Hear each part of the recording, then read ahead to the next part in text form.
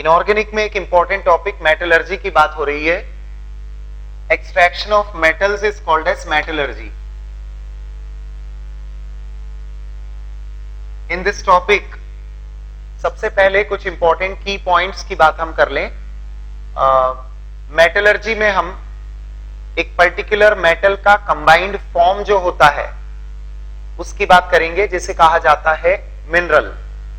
Metal nature में जिस combined form में मिलते हैं वो कंबाइंड फॉर्म्स मिनरल कहलाते हैं। यदि मेटल्स को उन मिनरल से आप एक्सट्रैक्ट करते हैं, बेनिफिशियली प्रॉफिटेबली एक्सट्रैक्शन पॉसिबल है यदि, तो उन मिनरल्स को ओर कहा जाता है। इसी बात को लेकर एक स्टेटमेंट दिया जाता है कि all ores are minerals but all minerals are not ores. Along with this, यदि हम मेटल के एक्सट्रैक्शन की बात करें तो कोई universal method of extraction of metal नहीं होता है। मतलब किसी पर्टिकुलर मेटल को एक्सट्रैक्ट करने का तरीका हर जगह एक जैसा ही यूज किया जाता है। This is not the case. ये डिपेंड करता है मेटल किस फॉर्म में है, उसका फर्दर एप्लीकेशन क्या है, इसी बेसिस पर, और इनफैक्ट एनवायरमेंटल कंडीशन जहां पर मेटल का एक्सट्रैक्शन किया जा रहा है, इन सारी चीजों पर डिपेंड करता है एक्सट्रैक्शन ऑफ मेटल और उसकी मेथड्स। बट स्टिल मेटलर्जी मतलब the step wise procedure for the extraction of metal from ore. इसके लिए 3 की ऑपरेशंस होते हैं। की ऑपरेशंस मतलब जो मेटलर्जी के लिए रॉ मटेरियल होता है, that raw material is called as ore. उस ओर से सबसे पहली स्टेप में प्यूरिफिकेशन ऑफ ओर किया जाता है, जिसको कहते हैं concentration of ore. Second step इसका होता है जो कॉन्सेंट्रेटेड ओर है या प्यूरिफाइड ओर है, उससे आप मेटल को रिमूव करते हैं बाय रिडक्शन प्रोसेस। तो जो केमिकल प्रोसेस होता है सेकेंड स्टेप में, that is called as reduction. और इसके बाद जो थर्ड स्टेप होता है,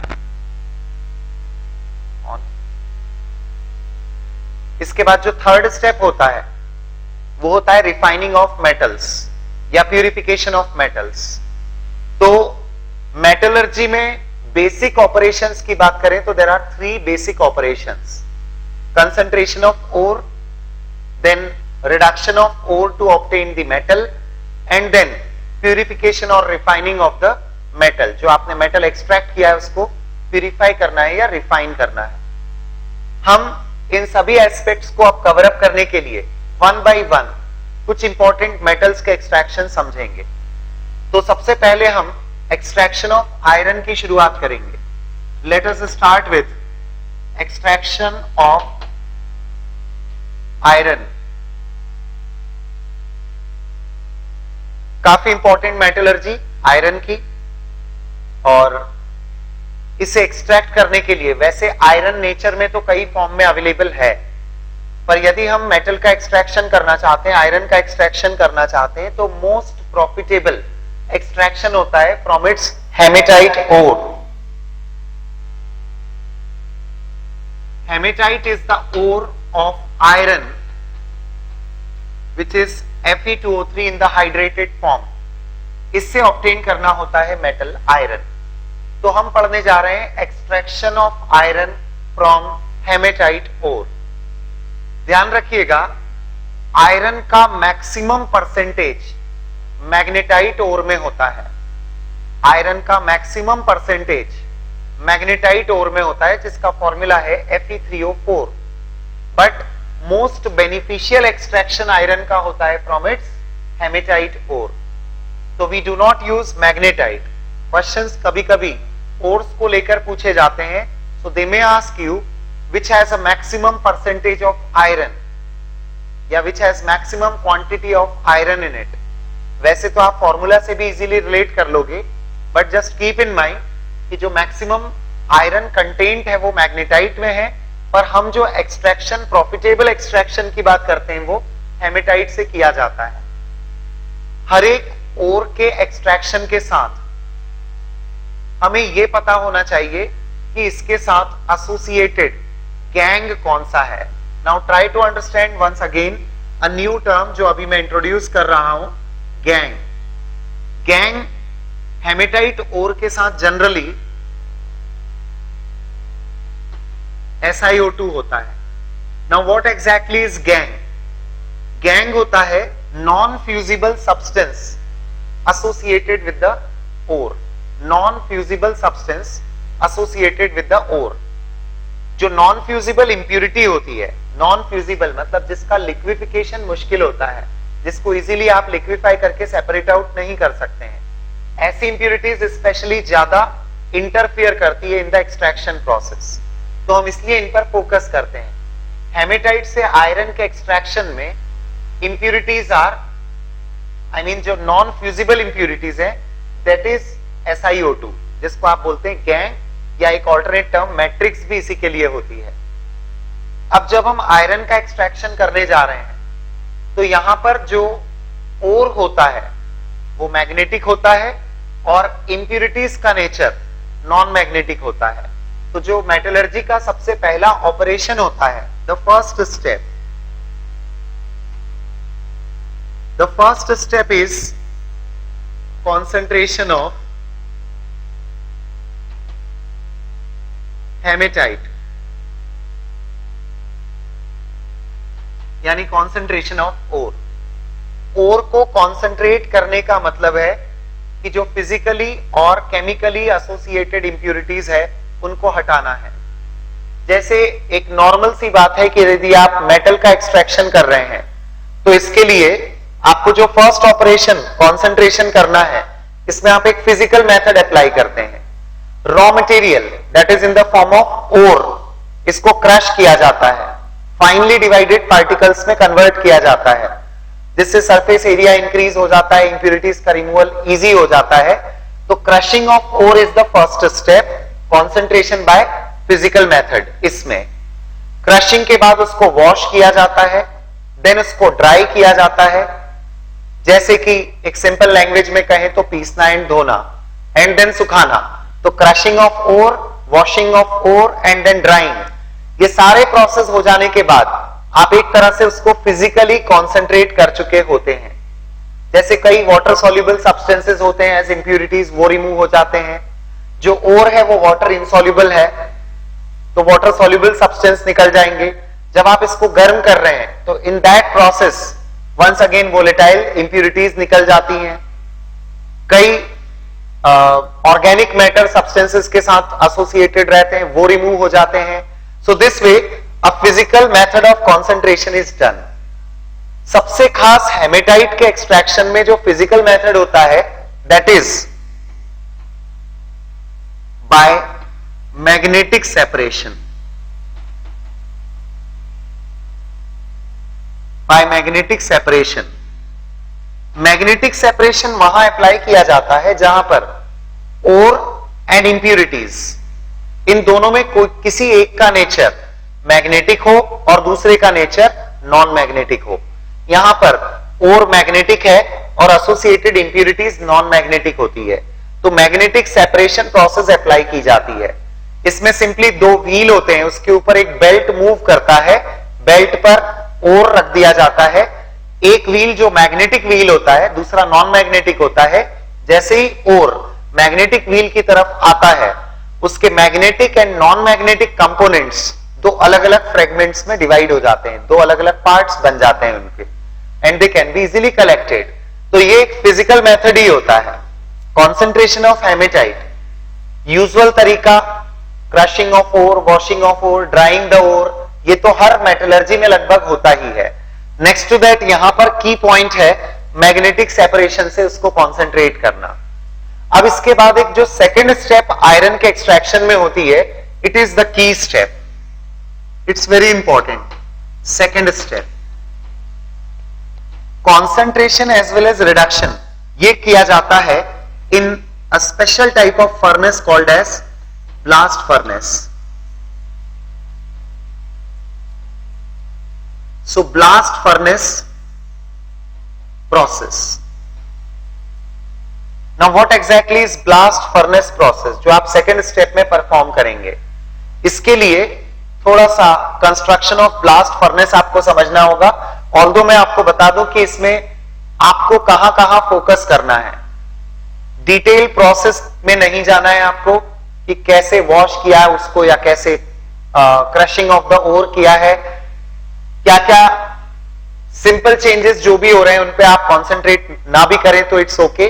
की स्टेप्स पर आप फोकस करिए और मेजर जो केमिकल चेंजेस होंगे उन पर आप फोकस करिए। तो मैं वैसे भी की पॉइंट्स ही आपको बता रहा हूं जिन पर आपको स्पेशली कंसंट्रेट करना है। ब्लास्ट फर्नेस होता है एक इस तरह का लार्ज चिमनी लाइक स्ट्रक्चर, ऐसा लार्ज चिमनी लाइक स्ट्रक्चर होता है। ये ब्लास्ट फर्नेस कुछ इस तरह की होती है। इसमें मैं आपको डिफरेंट पार्ट्स बताऊंगा कि कहां क्या है और उसका पर्पस क्या है। इसके अंदर ये ब्लास्ट फर्नेस का लोअर पार्ट है जहां पर कुछ होल्स मैंने यहां पर शो किए हुए हैं। They are for the passage of oxygen, they are for the passage of oxygen. यहां पर आप देख सकते हैं एक आउटलेट दिया हुआ है for gaseous substances to come out, और यहां पर एक double cup and cone like arrangement होती है।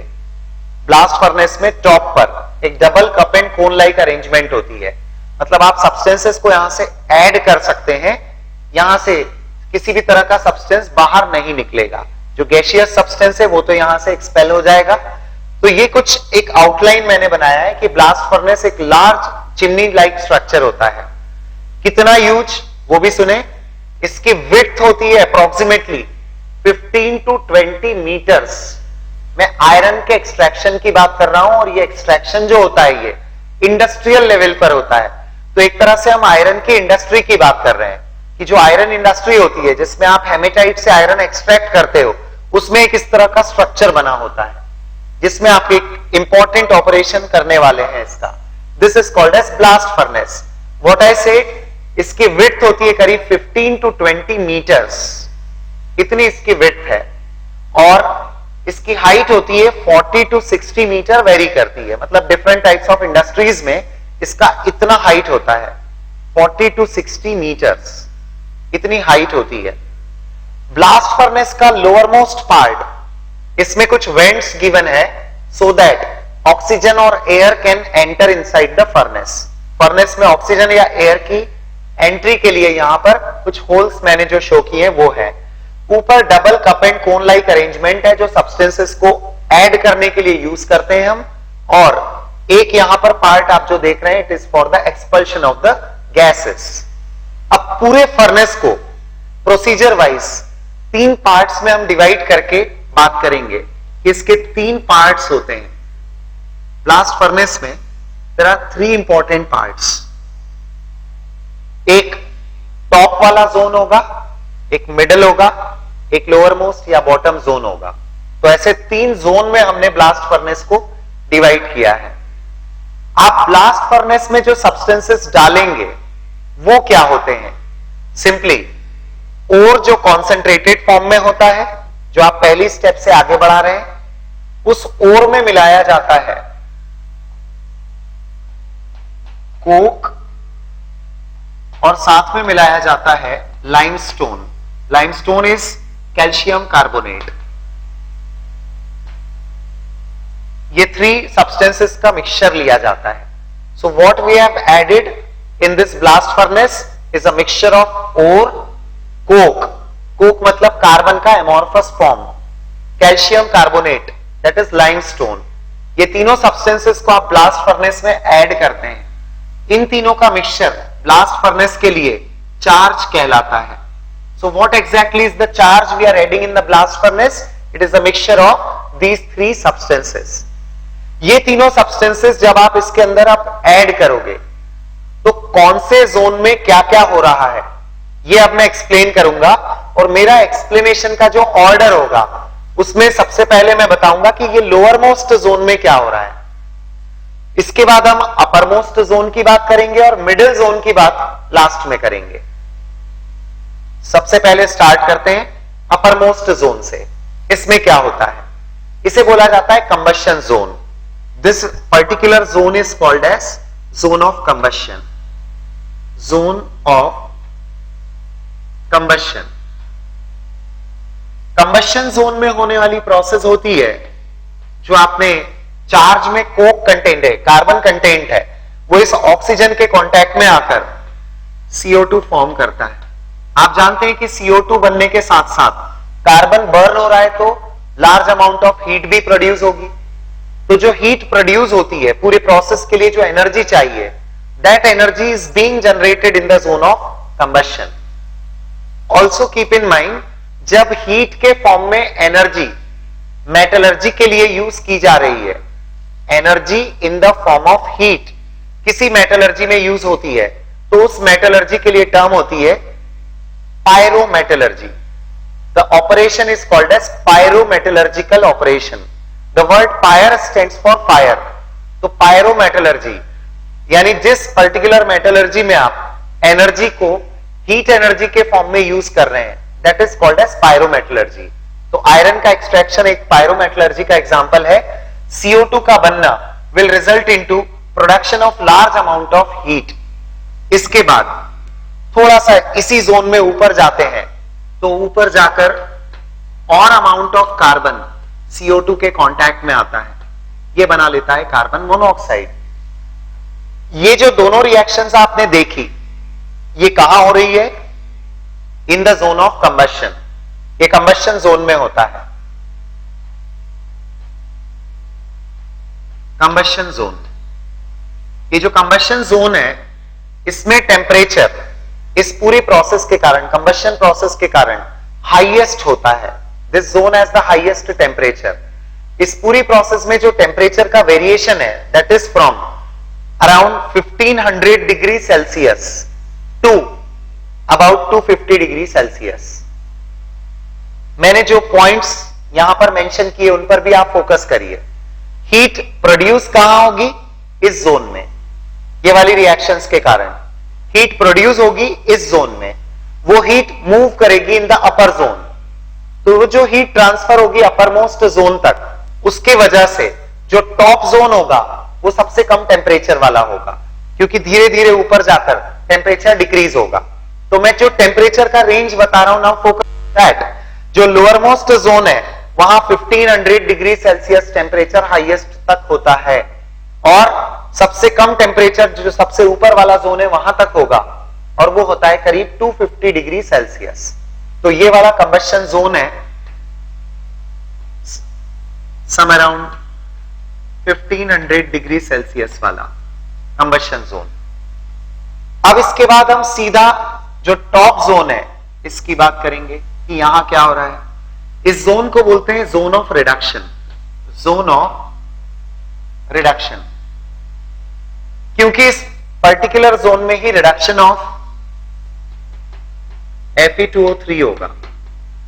और रिड्यूस कौन करेगा? यही carbon monoxide will work as a reducing agent. CO move कर रही है ऊपर की तरफ, हीट ऊपर की तरफ शिफ्ट हो रही है, ट्रांसफर हो रही है, ऊपर टेम्परेचर ग्रेजुअली डिक्रीज होता जाएगा। आयरन का ये ऑक्साइड डिफरेंट फॉर्म में यूज होता जाएगा। Fe2O3 will reduce into Fe3O4. Fe3O4 more amount of CO से reduce होता है and we get FeO. FeO more amount of CO से reduce होता है, it forms Fe. ये प्रोसेसेस जो आप स्टेप वाइज देख रहे हैं, ये इधर ऐसे होगी। मतलब Fe2O3 रिड्यूस होगा सबसे ऊपर इनटू Fe3O4, उससे नीचे Fe3O4 फर्दर रिड्यूस होकर FeO में बदलेगा। मतलब इनके लिए बढ़ा हुआ टेम्परेचर रिक्वायर्ड होता है। जैसे ये पूरा जो आप प्रोसेस देख रहे हैं,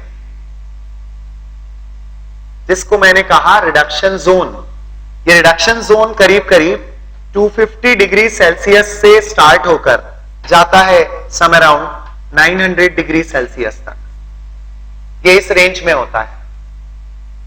जैसे फर्स्ट रिएक्शन जो आप देख रहे हैं takes place at around 300 degree Celsius, second reaction takes place at around 500 degree Celsius, इसके बाद में ये होती है करीब 750 डिग्री सेल्सियस के आसपास।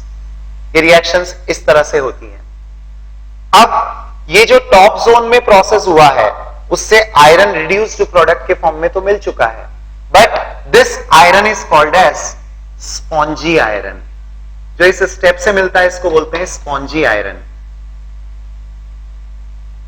आयरन का मिलने का स्टेप यहां पे कंप्लीट हो गया, बट अभी एक जोन बचा हुआ है। लेट अस सी इसमें क्या क्या चेंजेस हो रहे हैं। तो ये जो मिडिल जोन होता है, इस जोन को बोलते हैं जोन ऑफ फ्यूजन या zone of slag formation. Zone of slag formation, इसी को फ्यूजन जोन भी बोलते हैं। तो जोन ऑफ स्लैग फॉर्मेशन या फ्यूजन जोन देखें क्या हो रहा है इसमें। आपने लाइमस्टोन भी तो डाला था इस प्रोसेस में, उसका रोल अभी तक क्लियर नहीं हुआ है। ये लाइमस्टोन डालने का पर्पस अभी क्लियर होगा। देखें कैल्शियम ऑक्साइड बनेगा, CO2 लिबरेट हो जाएगी, CO2 will start escaping out from this part, CO2 यहां से निकलेगी। कैल्शियम ऑक्साइड जो बना है, it works as a flux. मैं सभी टर्म्स को बताऊंगा आपको कि इनका क्या मीनिंग है। Why do we use this flux? क्योंकि आपके पास में यहां पर है गैंग, जिसके बारे में मैंने आपको अभी स्टार्टिंग में बताया। इन दोनों की रिएक्शन से फॉर्मेशन ऑफ CaSiO3 होता है, which is called as slag. ये दोनों प्रोसेस जिस जोन में हुई है उसे हमने कहा है फ्यूजन जोन या slag formation zone. Slag formation zone, इसमें temperature some around 1000 degree Celsius के आसपास ये प्रोसेस होती है। 1000 degree Celsius. Okay, now these 3 things, इन पर जरा हम कंसंट्रेट करें।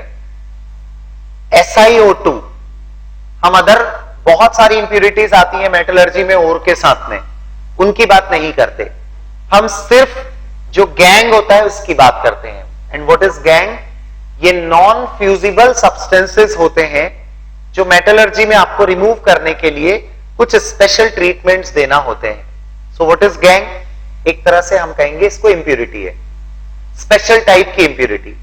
हम इस पर स्पेशल एम्फेसिस क्यों देते हैं? क्योंकि इसका रिमूवल इजी नहीं होता, ये इजीली मेल्ट नहीं होता। अब जो आपने फ्लक्स ऐड किया है, ये वो केमिकल सब्सटेंस होता है जो गैंग को फ्यूजिबल सब्सटेंस में बदलने के लिए हेल्प करता है।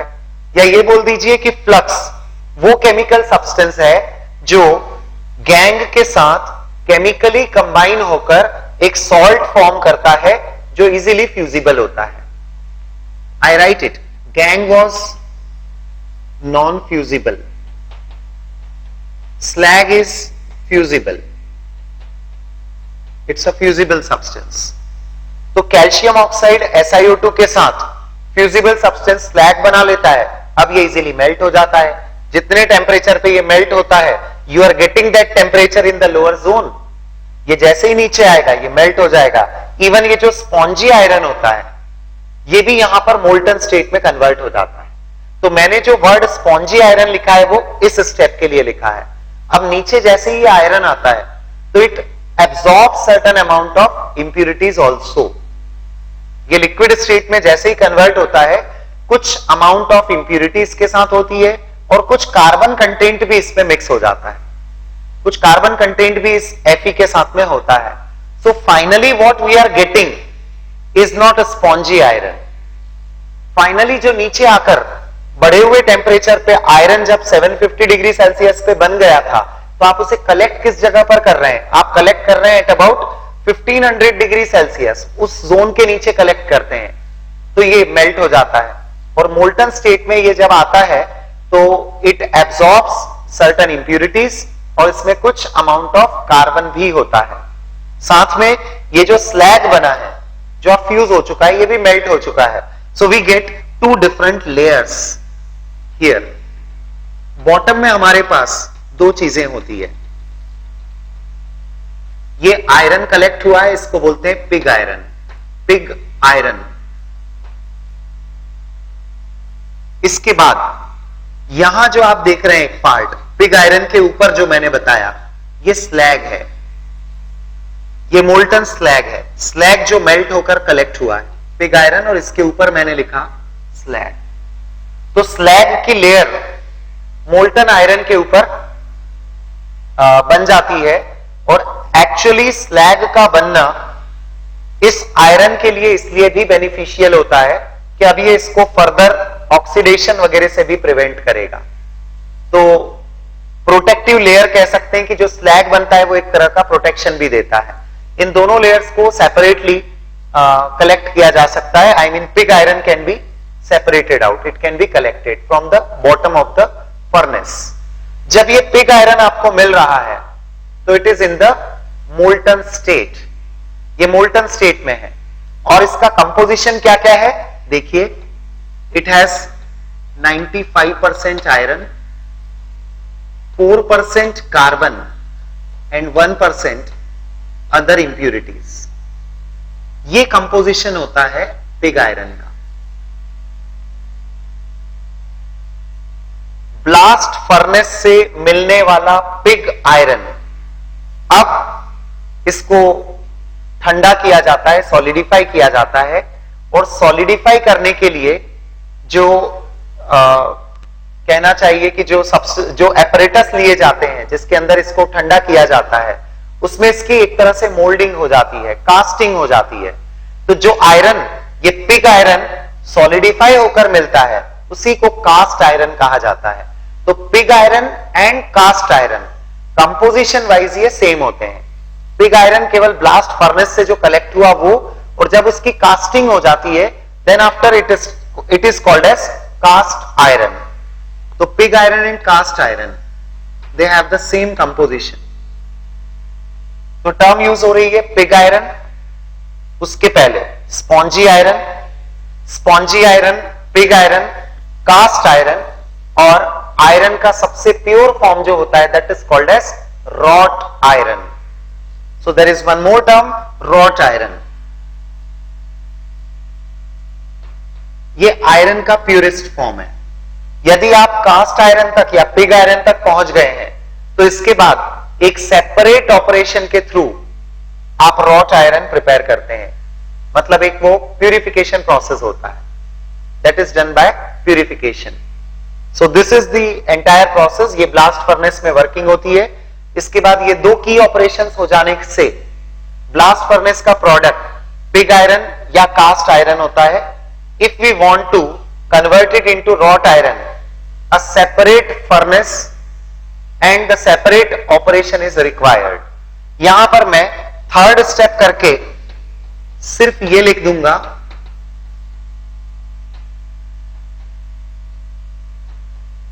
इस आपको रिफाइनिंग ऑफ आयरन करना होता है। आयरन में एग्जैक्टली ये होता है कि where is it to be used, इस बेसिस पर इसकी फर्दर रिफाइनिंग प्रोसेस होती है। जैसे कई जगह पर डायरेक्टली ये कास्ट आयरन का ही यूज होता है। There are many places, there are many applications जहां सीधा कास्ट आयरन ही यूज होता है। प्यूरेस्ट फॉर्म ऑफ आयरन की रिक्वायरमेंट कुछ ही जगह पर होती है, राइट?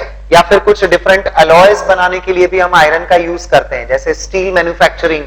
तो इसके बाद के जितने भी स्टेप्स हैं वो फिर एक अलग कहना चाहिए कि एक अलग प्रोसीजर होता है, एक अलग ऑपरेशन होता है। दैट डिपेंड्स कि आप आयरन का कहां पर कैसा यूज करते हैं। This is the entire extraction of iron. Now I would like to tell you कुछ की पॉइंट्स को एक बार और सुन लें, एक बार और देख लें, कुछ टर्मिनोलॉजी पर भी ध्यान दें। जैसे स्टार्टिंग में मैंने कहा आयरन का आप एक्सट्रैक्शन कर रहे हैं, तो ऑल्दो ज्यादा क्वांटिटी ऑफ आयरन आपको मैग्नेटाइट में मिल सकता है, लेकिन हम हेमेटाइट से प्रॉफिटेबली निकाल सकते हैं। Hematite is more abundant ore of iron as compare to magnetite. तो हेमेटाइट से ज्यादा प्रॉफिटेबल एक्सट्रैक्शन होता है। एक ये वाला पॉइंट इंपॉर्टेंट था। गैंग नॉन फ्यूजिबल इंप्यूरिटी को कहा जाता है। इंप्यूरिटी तो ओर के साथ बहुत सारी होती है, पर उसमें से हमें वरीड किस चीज के लिए रहना है? ऐसी इंप्यूरिटी के लिए जिनको निकालने के लिए कुछ स्पेशल ट्रीटमेंट्स देना पड़ेंगे। इसके बाद जो कंप्लीट आप प्रोसेस देखते हैं, कंप्लीट प्रोसेस, उसमें आपको दो तीन टर्म्स पर ध्यान देना है, जैसे ये पूरी मेटलर्जी, पायरोमेटलर्जी का एग्जांपल बताई मैंने। एक और इंपॉर्टेंट पॉइंट पर हम फोकस करें, इसमें जब आपने ब्लास्ट फर्नेस में रिडक्शन करवाया तो रिडक्शन किस चीज से हुआ? रिडक्शन कार्बन मोनोऑक्साइड से। और कार्बन मोनोऑक्साइड को बनाने के लिए मैंने यूज क्या किया था चार्ज में? कोक। तो ये कार्बन रिडक्शन प्रोसेस का एग्जांपल होता है। ये बात मैं स्पेसिफाई इसलिए कर रहा हूं क्योंकि जो जेई के सिलेबस में 4 types of reductive process included है, उनमें से एक है reduction by carbon. 4 types of reductive process, और हर एक टाइप के दो दो मेटल एग्जांपल्स के फॉर्म में है। जैसे कार्बन रिडक्शन का एक डिटेल एग्जांपल मैंने आपको बताया, आयरन। ऐसा ही एक एक्सट्रैक्शन जो आपके सिलेबस में है, दैट इज टिन। दोनों एक्सट्रैक्शन रिडक्शन बाय कार्बन से हैं। Iron and tin, these are the 2 examples in the syllabus of JEE. So you need to be prepared for tin also. मैं उसमें कुछ की पॉइंट्स आपको बता देता हूं। मैंने जैसे कहा कि कुछ रिएक्शन बेस्ड चीजों पर आप जरूर ज्यादा फोकस करिए, बिकॉज दे में simply ask you, blast furnace के बारे में क्वेश्चंस बन जाते हैं। ब्लास्ट फर्नेस में हाईएस्ट टेम्परेचर कौन से जोन में होता है? ब्लास्ट फर्नेस का जोन ऑफ रिडक्शन कितने टेम्परेचर वाला होता है, या रिडक्शन प्रोसेस के लिए कितना टेम्परेचर रेंज रिक्वायर्ड होता है? So this kind of questions can be asked. इसी प्रिंसिपल पर बेस्ड, पूरे इसी तरह के प्रिंसिपल पर बेस्ड टिन का भी एक्सट्रैक्शन है, जिसके लिए मैं आपको सिर्फ प्रिंसिपल वाइज इतना बताऊंगा कि टिन को भी उसके ऑक्साइड ओर से प्रिपेयर किया जाता है, और टिन के ऑक्साइड ओर को SnO2 को कहा जाता है कैसेटराइट। कैसेटराइट SnO2, इससे टिन का एक्सट्रैक्शन होता है। टिन में आयरन की ही तरह जो कॉन्सेंट्रेशन का मेथड होता है वो मैग्नेटिक सेपरेशन ही होता है, and the reason for that is, इसमें और नॉन मैग्नेटिक है, लेकिन इसमें इंप्यूरिटीज जनरली मैग्नेटिक होती है। Impurities of iron tungstate are generally observed, FeWO4, इसकी इंप्यूरिटीज होती है कैसेटराइट के साथ में। सो दैट वे प्रिंसिपल यही होगा, कार्बन से reduction, SnO2 will be reduced into Sn directly by reaction with carbon. Yes, this one कैसेटराइट। कैसेटराइट SnO2 is कैसेटराइट ore। FeWO4 इसमें इंप्यूरिटी है, ये मैग्नेटिक नेचर वाली इंप्यूरिटी होती है। तो मैं एक बार और बोल रहा हूं, एक बार और सुन लें। कैसेटराइट ओर जो होता है ये नॉन मैग्नेटिक है, और इसमें इंप्यूरिटी मैग्नेटिक नेचर की है। जबकि आपने जब हेमेटाइट की बात की थी तो वहां पर ओर का नेचर मैग्नेटिक था और इंप्यूरिटीज नॉन मैग्नेटिक थी। अब चाहे दोनों में से कोई भी एक मैग्नेटिक है और दूसरा नॉन मैग्नेटिक है, तो प्रोसेस का कॉन्सेंट्रेशन का तरीका मैग्नेटिक सेपरेशन ही होता है। अब इसमें since there is no any chemical reaction, तो यहां पर वो चीजें कुछ स्पेसिफाई करने की जरूरत ही नहीं है। Now we shall directly proceed to one more principle. जैसे मैंने कहा है कि जेई के सिलेबस में आपको 4 अलग अलग प्रिंसिपल कवर अप करने हैं। So one of the principles was reduction by carbon, reduction using carbon. अब हम जिस स्टेप पर जा रहे हैं that is auto reduction process, self reduction process, जहां हम कोई भी एक्सटर्नल रिड्यूसिंग एजेंट का यूज नहीं करेंगे। तो इस तरह का एक एक्सट्रैक्शन हम देखते हैं। आइए कॉपर का एक्सट्रैक्शन डिटेल में।